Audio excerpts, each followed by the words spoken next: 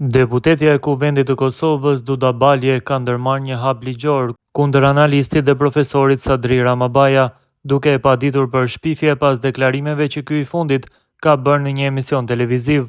Në padinë e dorëzuar në gjykatën themelore të Prishtinës, Balje kërkon një kompensim prej 100.000 eurosh për dëmin që pretendon se i është shkaktuar imazhit të saj dhe integritetit personal e profesional.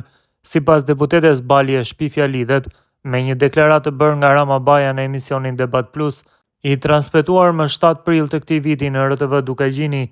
Gjatë emisionit Ramabaja kishte thënë se kishte informacione se deputetja ishte takuar ose kishte pasur kontakt telefonik me Milan Radojčićin më datë 28 shkurt. Radojčić është ish nënkryetari i listës serbe dhe ka qenë subjekt i akuzave serioze për përfshirje në sulmin armatosur në fshatin Banjsk në vitin 2023, për të cilin kishte deklaruar publikisht se ishte ai organizatori. Duda Balje në një komunikat të publikuar në rrjetet sociale theksoi se ka autorizuar avokatin Fanol Kresniqi për të ngritur këtë padi për shpifje, siç kanë paralajmëruar para 2 javësh përmes profileve të mia në rrjetet sociale. Kam angazhuar përfaqësuesin tim të autorizuar, avokat Fanol Kresniqi, të ngrej padi për shpifje ndaj zotit Sadri Ramabaja. Sot me 25 prill 2025 kemi dorëzuar padi në gjykatën themelore në Prishtinë, tha Balje. Ajo shtoi se synimi i kësaj padie është mbrojtja e imazhit dhe dinjitetit të saj, që sipas saj janë cënuar rënd nga deklaratat e Ramabajës.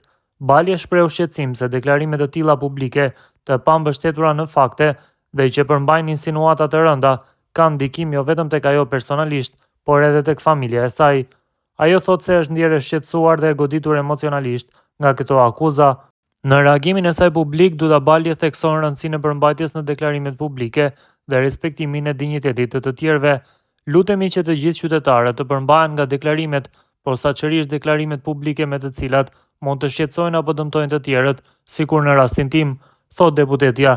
Balje shton se respekton mendimet dhe lirinë e shprehjes, por jo kur ato shndërrohen në shpifje apo propagandë me qëllime të dëmshme. Nga ana tjetër, Sadri Ramabaja nuk ka bërë ende një reagim të drejtë për drejtë. Në deklaratën e bërë më herët këtë muaj, ai kishte thënë: "Unë kam pas informacionin se ajo është takuar me Radojčićin më 28 shkurt ose ka pas telefonat." Kjo deklaratë u mor me shqetësim nga opinioni publik dhe ngriti debate mbi saktësinë e informacioneve dhe përgjegjësinë e figurave publike për fjalët që i thonë në media. Ky zhvillim sjell në vëmendje edhe një herë ndjeshmërinë që ekziston në diskursin politik dhe publik në Kosovë, veçanërisht kur përfshihen figura si Milan Radojčić, i cili është një nga emrat më të diskutueshëm në rajon për shkak të lidhjeve të tij të mundshme me grupe kriminale dhe akte të dhunës kundër shtetit të Kosovës. Ndërkohë pritet që gjykata të shqyrtojë padinë në javët në vijim dhe të vendosë nëse deklaratat e bëra nga Ramabaja përbëjnë shpifje sipas ligjit kosovar për të drejtat personale dhe dëmshpërblimin moral.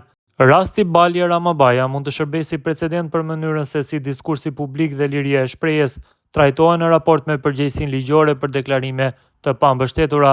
Ai gjithashtu rikthen vëmendjen tek nevoja për standarde të larta etike në debatet publike dhe rolin e mediave në garantimin e një hapësire të balancuar për shprehjen e lirë, pa rrezikuar cënimin e dinjitetit të individëve.